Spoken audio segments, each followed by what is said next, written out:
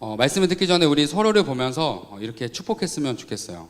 예수님의 이름으로 사랑합니다. 이렇게 축복해볼까요? 시작. 예수님의 이름으로 사랑합니다. 또 반대편을 보시고 시작. 예수님의 이름으로 사랑합니다. 네, 이 자리에 나오신 우리 청년들과 또 성도님들 한 주 동안 너무 수고 많으셨고 정말 또 열심히 살아내시느라 너무 애쓰셨고 오늘 말씀을 통해서 또 한 주 살아갈 예수 그리스도의 사랑과 하나님의 크신 은혜를 경험하는 귀한 시간 되기를 간절히 소망합니다. 여러분이 보시기에 제 성격이 어떨 것 같나요? 제 성격이 어떨까요? 네? 또래요? 아, 그래요? 아, 죄송해요. 계좌번호 알려주세요. 네. 제가 생각보다 화를 좀 잘 안 내거든요. 그래서 며칠 전에 이제 아내랑 밥을 먹는데 아내가 문득 이렇게 칭찬을 좀 이렇게 저한테 칭찬을 잘해주는 편은 아닌데 갑자기 이렇게 얘기하는 거예요. 근데 내가 몇 년 살아보니까 오빠는 좀 화를 좀 안 내는 것 같아. 내심 기분이 좋더라고요. 근데 제가 그 얘기를 듣는 순간 뭐가 떠올랐냐면 제가 처음이자 마지막으로 뭐 앞으로도 많이 있겠지만 사역을 하면서 가장 화를 냈던 그 순간이 생각이 났어요. 제가 언제 그렇게 화를 냈냐면 제가 첫 고등부 사역을 앞두고 있을 때였거든요. 제가 이제 고등부를 이제 사역하게 됐다는 소식을 듣게 된 제 친구가 저를 찾아와서 이렇게 얘기했어요. 야, 너 고등부 맞는다며. 야, 거기 교역자의 무덤이야, 무덤. 너 알고 가는 거야? 근데 사실 저는 알고 있었어요.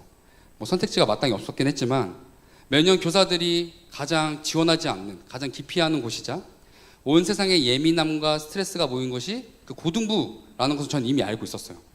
그래서 첫 부임하는 날에 너무나 긴장한 상태로 너무 두려운 마음으로 예배를 드리러 갔는데 웬걸? 아이들이 너무나 기쁘게 찬양을 하고 너무나 스스로 고등부 안에서 맡은 바를 잘 하고 있는 거예요. 그래서 제가 이제 속으로 생각했죠. 난 쓰레기야. 내가 함부로 아이들을 판단했어. 난 죄인이야. 이런 마음으로 이제 예배를 드리면서 기쁜 마음으로 이제 예배를 마치고 나가려고 하는데 갑자기 이제 고3 친구 중 한 명이 저를 찾아와서 이렇게 이야기하는 거예요. 그때 전도사님이었거든요. 전도사님, 3층 도서관에서 보시죠. 그래서 저는 이 고3 아이들, 다가가기 어려운 이 고3 아이가 먼저 날 찾아왔다? 너무 기쁜 거예요. 그래, 이 기쁜 마음을 가지고 이제 신나는 마음으로 이 도서관에 올라가니까 도서관에 고3 아이들이 쫙 앉아 있는 거예요. 마치 조직처럼. 제가 이제 자리에 앉자마자 갑자기 한 친구가 일어나서 이렇게 이야기하는 거예요. 자, 단독 직입적으로 말씀드리겠습니다. 이제 고3이니까 하던 거 다 내려놓을게요. 지금까지 열심히 했으니까 괜찮죠? 그리고 예배는 가끔 빠질 수 있지만 너무 걱정하지 마세요. 그거는 그냥 염려일 뿐이에요. 저희 알아서 잘 할게요. 그 말을 듣고 있는 순간 이 단전에서부터 화가 올라오는 거예요. 그래서 제가 그 화를 주체하지 못하고 들고 있던 책을 바닥에 치면서 아이들한테 이렇게 얘기했어요. 야, 너네 지금 뭐 하는 거야? 너네 지금 가장 중요하다고 말하는 그 고3 시기에 왜 하나님을 떠나는 거야? 너네 다시 생각하고 나 다시 불러. 이렇게 하고 내려갔어요. 제가 그렇게 화를 내고 그 자리를 박차고 이제 사무실로 내려가는 동안 제 마음에 이런 생각이 들었어요. 망했다. 와, 이거 어떡하지? 망했다. 근데 제가 한편으로 이런 의문이 드는 거죠. 아니 근데 내가 왜 그렇게 아이들한테 화를 냈지? 왜 이렇게 내가 주체할 수 없는 화가 올라온 거지? 곰곰이 생각해 보니까 이 아이들이 열정적으로 찬양하는 모습 그리고 고등반에서 열심히 섬기던 모습과는 달리 그 아이들 마음 안에 하나님을 향한 사랑이 없다는 걸, 그리고 정작 하나님이 필요한 순간에 하나님을 향한 걸음을 멈추러 가는 그 아이들의 모습에 제가 화가 났다라는 것을 깨닫게 되었던 것이죠. 그러면서 동시에 저에게 스스로 이런 질문이 생겼어요. 그렇다면 나는 정말 예수님의 제자로 늘 예수님을 따라 걸어가고 있는가? 아니면 예수님이 잘 보이는 곳에 서서 예수님을 바라보는 것에 만족하고 있는 게 아닐까? 우리 오늘 말씀을 통해서 우리 모두가 스스로의 모습을 좀 솔직하게 점검해 봤으면 좋겠어요. 나는 과연 예수님의 제자로 살아가고 있는가? 아니면 제자리에 서서 예수님을 바라보고 있는가? 오늘 우리가 읽은 본문은 예수님께서 제자를 파송하시는 모습에 대해서 기록하고 있어요. 1절 말씀 한번 다 함께 읽어보도록 하겠습니다. 시작. 구에 주께서 따로 70인을 세우사 친히 가시려는 각 동네와 각 지역으로 두씩 앞서 보내시며. 아멘. 예수님은 제자들을 두씩 짝지어서 이제 여러 지역으로 사역을 보내려고 하시는데 본문에 기록된 제자들의 숫자가 몇 명이라고 되어 있나요? 70명이죠. 근데 여러분, 우리가 잘 아는 예수님의 제자는 총 몇 명이죠? 12명이에요. 그러니까 단순하게 12명에서 70명으로 증가한 걸 계산해 보면 정확하게 딱 5.8배 늘어난 거거든요. 정말 많이 늘어난 거 아닌가요? 많이 늘어났죠. 근데 예수님은 놀랍게도 24절 상반절에 이렇게 말씀하고 계세요. 제가 2절 상반절에 이렇게 말씀하고 계세요. 제가 읽어드릴게요. 이르시되 추수할 것은 많되 일꾼이 적으니. 예수님은 제자의 숫자가 분명하게 많이 늘어났음에도 불구하고 일꾼이 적다라고 말씀하고 계시죠. 왜 적다라고 말씀하실까요? 우리는 그냥 쉽게 두 가지 이유를 생각할 수 있어요. 첫째는 아직 이 땅에 복음을 듣지 못한 사람들이 너무나 많기 때문에 그에 비해서 인원이 적다. 그렇죠. 둘째, 예수님을 따라다니며 쫓아다녔던 사람들이 너무나 많았지만 정작 예수님의 제자가 되려고 했던 사람들은 적었다라고 우리는 충분히 생각해 볼 수 있죠. 그런데 정말 그렇지 않나요? 예수님의 사역마다 수많은 무리와 군중들이 함께 따라다녔죠. 그 수가 어느 정도였을까요? 성경에는 뭐 무리가 몇 명이었다 이런 기록이 되어 있지 않지만 우리는 대표적인 몇 가지 사건만 떠올려 봐도 짐작은 해볼 수 있어요. 오병이어 사건 몇 명이 모였죠? 5천 명이 모여 있었어요. 이 당시 남자만 5천 명이었기 때문에 숫자에 포함되지 않았던 여자, 어린아이, 노인 이런 사람들 숫자를 다 계산해 보면 대략 그 자리에 2만 명 정도 모였을 것이다 라고 성경학자들은 파악하고 있어요. 자, 그러니 2만 명 중에 70명이 제자가 되었다면 대략 0.35%의 사람만이 예수님의 제자가 되었다는 것이죠. 심각하죠. 너무나 처참하죠. 그런데 이 모습을 직접 보고 계신 예수님은 어떤 마음이셨을까요? 어떤 심정이셨을까요? 누군가는 제게 이렇게 말할지도 몰라요. 목사님, 그래도 그렇게 계산하는 건 너무 비약적인 계산 아닌가요? 예수님 이후에 수많은 사람들이 예수님을 믿고 그리스도인이 됐으니까 0.35%는 좀 심한 것 같은데 정말 그럴까요? 카일 라이드만 목사님은 자신의 저서 팬인가 제자인가라는 그 저서를 통해서 현 시대를 살아가고 있는 그리스도의 실제 모습을 이렇게 기록하고 있어요. 한번 잘 들어보세요. 예수님 시대부터 지금에 이르기까지 예수님을 열정적으로 좋아하는 사람들은 계속해서 많아지고 넘쳐났다. 그들은 그들 스스로 그리스도인이라 말하지만 정작 자신을 희생할 만큼 예수님과 가깝지는 않다. 그들은 예수님을 따랐지만 제자가 아니라 예수님의 팬이었기 때문이다. 팬은 어디까지나 팬일 뿐이다. 그렇죠. 팬은 팬일 뿐이죠. 예수님을 따랐던 수많은 군중들과 무리들은 사실 예수님의 팬이었어요. 그런데 여기서 이제 문제가 생기는 거죠. 팬은 자신이 팬이라는 걸 전혀 모른다는 거예요. 팬은 자신도 예수님을 열정적으로 사랑하고 따라다니기 때문에 함께하고 있기에 자신이 제자라고 생각한다라는 거죠. 자신은 2만 명 중에 70명, 즉 0.35%에 해당하는 제자라고 착각한다라는 것입니다. 자, 그렇다면 우리 스스로한테 물어봤으면 좋겠어요. 나는 과연 예수님을 따르는 팬인가 제자인가? 아마 그 질문에 누구도 팬인가 제자인가 확실하게 대답할 수 있는 사람 아무도 없을 거예요. 왜냐하면 팬이라고 하기에는 예수님을 좀 많이 더 사랑하고 있는 것 같은데, 그렇다고 전 제자인데요? 라고 하기에는 지금보다 예수님을 더 사랑해야 될 것 같은데 라는 애매하고 모호한 지점에 대부분의 그리스도인들이 서 있기 때문이에요. 그렇다면 제자들을 파송하시는 예수님의 가르침, 제자도에 관한 가르침에 우리는 귀를 기울여야 합니다. 예수님은 본문 4절부터 11절까지 예수님의 제자란 어떠한 모습인지에 대해서 4가지로 알려주고 계세요. 한번 들어보세요. 첫째, 스스로 전대나 배낭이나 신발을 챙기지 말고 무난하지 마라. 둘째, 어디든 먼저 평안을 선포해라. 셋째, 상대가 베풀어 줄 때에 당연하게 누려라. 넷째, 너희를 거절할 때에 발의 먼지를 털어라. 예수님께서 말씀하신 이 제자도 4가지 가르침의 공통점이 무엇일까요? 먼저 예수님은 스스로 전대나 신발이나 배낭이나 챙기지 말고 무난하지 말라라고 말씀하시죠. 우리는 대부분 당일 여행을 가더라도 이것저것 짐을 많이 챙기죠. 왜냐하면 혹시 모를 일에 대비하거나 또는 더 편하게 여행을 하기 위해서요.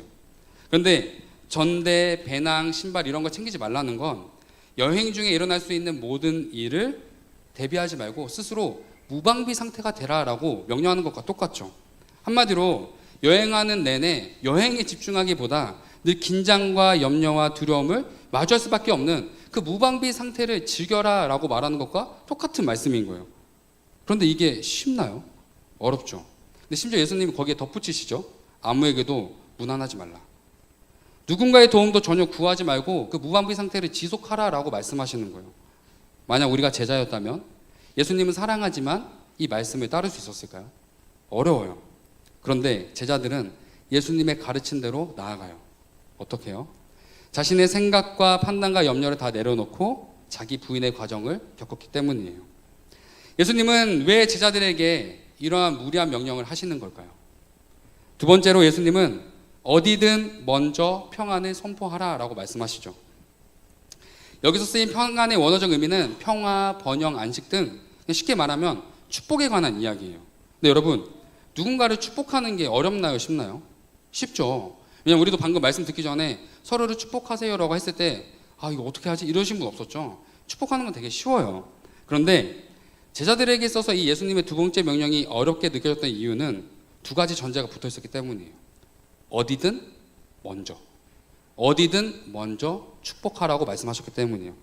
이 두 단어가 주는 명령의 무게감이 느껴지시나요? 예전에 제 아내가 임신했을 때 제가 너무나 기쁜 마음으로 이렇게 말했어요. 여보, 먹고 싶은 거 있으면 다 말해. 다 사다 줄게. 그래서 아내가 웃으면서 제게 되물었어요. 내가 먹고 싶은 게 어디에 있든 다 사줄 거야? 그때 등골이 서늘해졌어요. 그래서 제가 그냥 웃으며 넘어갔거든요. 자, 또 다른 이런 경험이 있으실 거예요. 누군가 다퉜을 때 그 기간이 길어지는 경우가 있죠. 왜 그럴까요? 화해는 하고 싶지만 내가 먼저 다가가는 게 싫기 때문이에요. 화해할 마음은 있지만 내가 먼저 화해하는 게 썩 내키지 않기 때문이죠. 따라서 예수님의 가르침에 따라서 어디든 먼저 평안을 선포했던 제자들은 언제나 끊임없이 자기를 부인하는 과정을 겪었다라는 것을 우리는 알 수 있죠. 그렇다면 예수님은 왜 제자들에게 이렇게 무리한 명령을 하셨던 걸까요? 세 번째로 상대가 베풀어주는 것을 당연하게 누려라 라고 예수님 가르치세요. 아마 세 번째 명령은 앞선 첫 번째와 두 번째보다는 되게 쉬운 명령이라고 우리는 생각할 수 있어요. 왜냐하면 그냥 편하게 누리면 되기 때문이에요. 그런데 정말 그럴까요?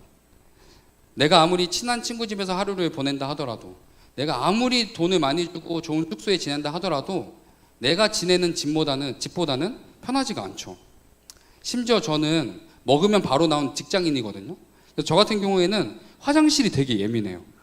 그래서 이전에 해외로 선교를 나가거나 또는 여행을 갈 때마다 이 화장실 때문에 참 많이 고생하고 힘들었던 경험이 있어요. 그런데 예수님은 누군지도 모르는 사람의 집에 유하게 될 때 너무나 당연하게 편하게 누리라 라고 말씀하고 계세요. 제자들은 아마 스스로 가지고 있던 생활 방식이나 틀을 깨야만 정말 편하게 누릴 수 있었겠죠. 그러므로 제자들은 쉬고 자는 것도 언제나 끊임없이 자기를 부인하는 과정을 겪어야만 했을 거예요.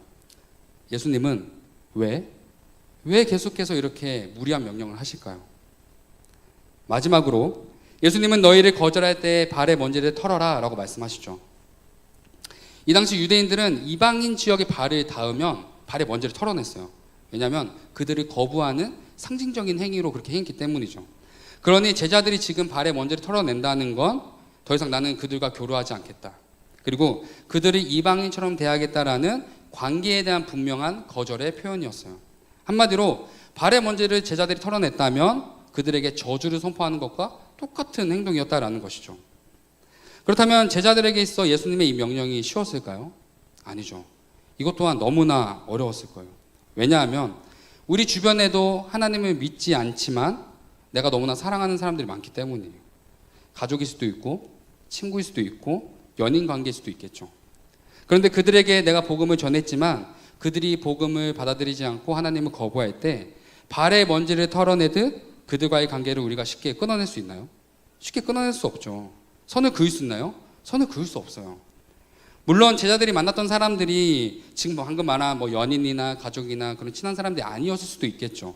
그러나 제자들이 처음 만났을 때 나에게 호의를 베푸고 선하게 대하는 사람들에게 복음을 거부한다는 이유로 발을 털어내기란 쉽지 않았을 거예요. 그러나 제자들은 예수님의 명령에 따라 복음을 듣지 않는 사람들에게는 발의 먼지를 털어냈어요. 그러므로 이 제자들은 사람과의 관계에서도 끊임없이 자기 부인의 과정을 겪었음을 보여주고 있죠. 이처럼 예수님은 제자들을 향해 4가지를 말씀하셨어요. 전대, 배낭, 신발 챙기지 말고 무난하지 말라. 어디든 먼저 평안을 너희가 선포해라. 상대가 베풀어 줄 때 정말 당연하게 누려라. 너희를 거절할 때 발의 먼지를 털어내라 라고 명령하셨어요. 이 명령의 공통점이 무엇일까요? 자기 부인이죠.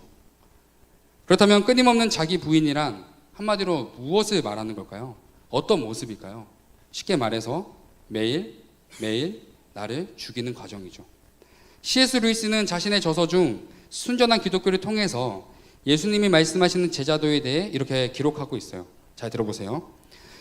예수님은 제자들을 향해 이렇게 말씀하신다. 내게 전부를 주어라. 너의 시간과 돈, 일의 일부는 필요가 없다. 나는 너를 원한다. 나는 너의 육신을 고문하기 위해서 온 것이 아니라 죽이기 위해 왔다. 어때요? 루이스가 말한 이 제자들 듣고 있으면 좀 섬뜩하죠. 좀 끔찍하죠. 좀 뭔가 받아들이고 싶지 않죠. 누군가는 심하게 거부 반응이 들 수도 있어요. 그런데 분명히 우리들이 알아야 될 사실은 예수님은 우리를 죽이기 위해 왔다라는 거예요. 네? 예수님은 우리를 살리기 위해 오신 분 아닌가요? 맞아요. 그러나 예수님은 우리를 반드시 살리기 위해 우리가 반드시 죽어야 한다라고 말씀하고 계세요. 왜 죽어야 할까요? 죽은 사람은 더 이상 쓸모없는 가치에 마음을 두지 않기 때문이에요.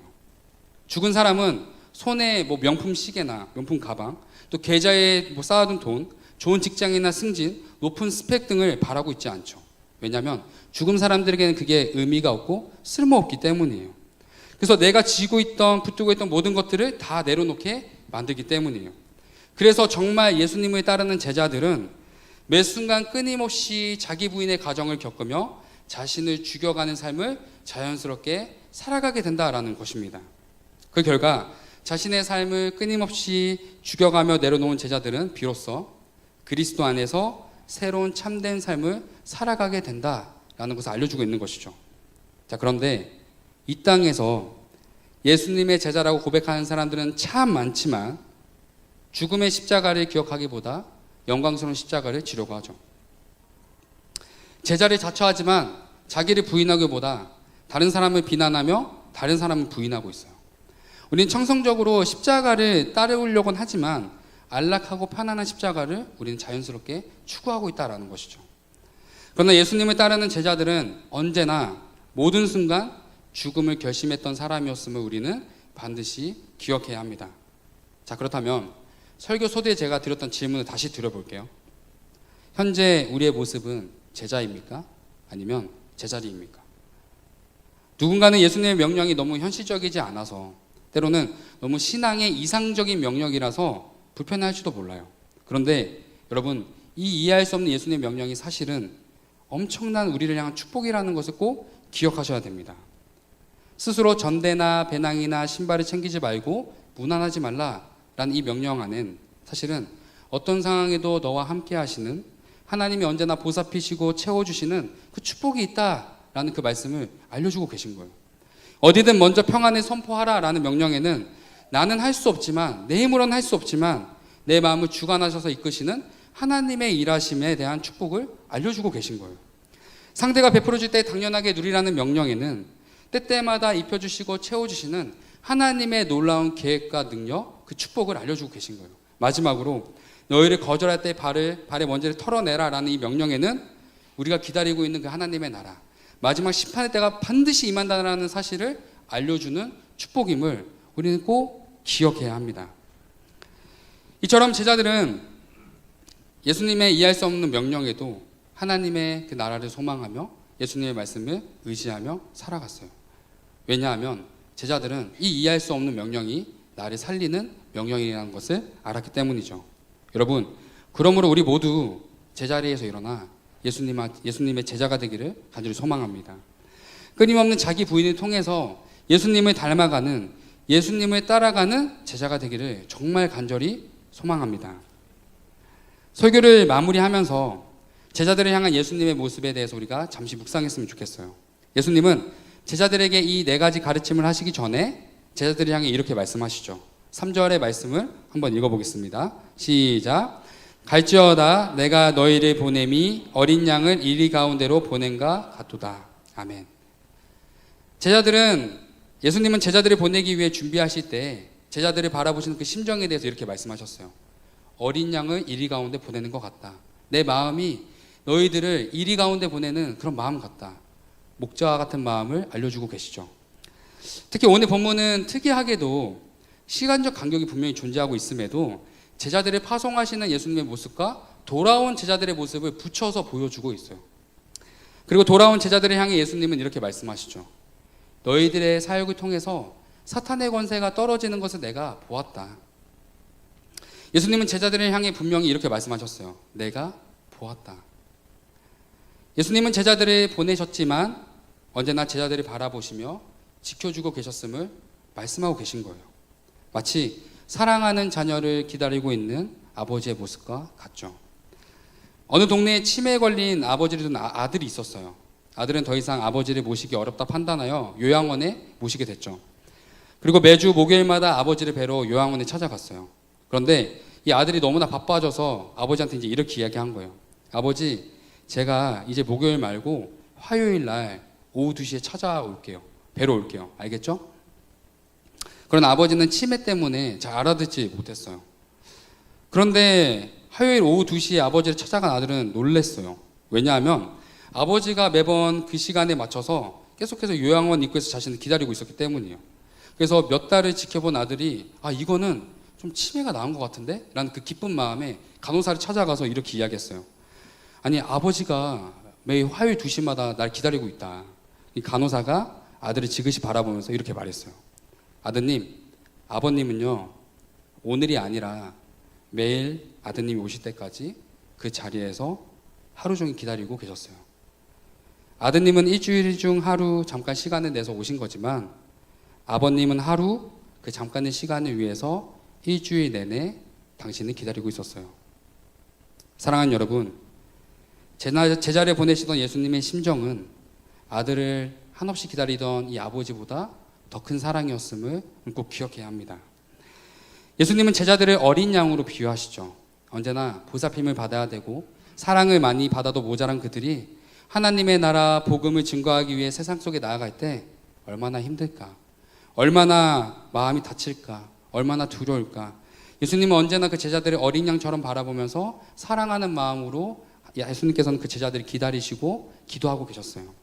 그러나 정작 십자가를 짊어지고 걸어가시는 어린 양 예수님은 그 누구에도 위로받지 못한 채 묵묵히 혼자 고통의 길을 걸어가고 계셨어요. 심지어 예수님은 십자가 위에서 너무나 사랑했던 제자들로부터 철저하게 외면당하시고 버림받으셨어요. 그런데 예수님은 이 모든 걸 아셨음에도 제자들을 끝까지 사랑하셨어요. 예수님이 너무나 사랑하시는 제자들이었기 때문이에요. 지금 이 시간 예수님은 우리 각자에게 이제 이렇게 물어보고 계신 거예요. 나와 함께 십자가의 길을 걸어가겠느냐? 너를 끊임없이 죽여야 될 수도 있고 너무나 너가 인정하고 싶지 않지만 낮아지고 좁고 좁은 이 길을 나와 함께 걸을 수 있겠느냐? 이제 우리가 이렇게 함께 고백했으면 좋겠어요. 주님, 저는 주님의 제자입니다. 더 이상 제자리에서 주님을 바라보고 만족하는 자가 아니라 주님이 걸어가신 그 길, 가시밭길, 십자가의 길을 함께 걸어가겠습니다. 우리 이러한 마음의 고백을 담아서 우리가 이번 한 주 예수님의 제자로 살아갔으면 좋겠습니다. 우리가 다 함께 또 일어나서 찬양할 때 예수님의 이런 마음을 기억하며 함께 고백했으면 좋겠습니다. 우리 다 함께 자리에 일어나서 찬양으로 우리의 마음을 고백하며 기도의 자리로 나아가도록 하겠습니다.